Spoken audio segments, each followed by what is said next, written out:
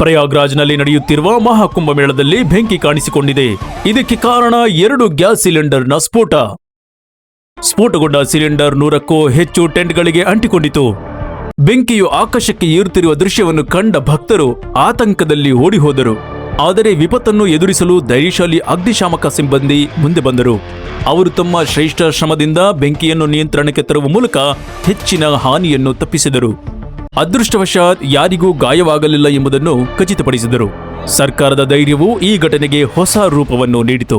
ಇನ್ನು ಉತ್ತರ ಪ್ರದೇಶದ ಮುಖ್ಯಮಂತ್ರಿಯಾದ ಯೋಗಿ ಆದಿತ್ಯನಾಥ್ ಕೇವಲ ದೂರದಿಂದ ನೋಡಲಿಲ್ಲ. ಅವರು ಸ್ಥಳಕ್ಕೆ ಧಾವಿಸಿ ಹಾನಿಯನ್ನು ಅಂದಾಜಿಸಿ ಪರಿಹಾರ ಕಾರ್ಯಗಳನ್ನು ಘೋಷಿಸಿದರು. ಅವರ ಹಾಜರಾತಿ ಸಾವಿರಾರು ಜನರಿಗೆ ನಿರೀಕ್ಷೆ ಮತ್ತು ಭರವಸೆ ನೀಡಿತು.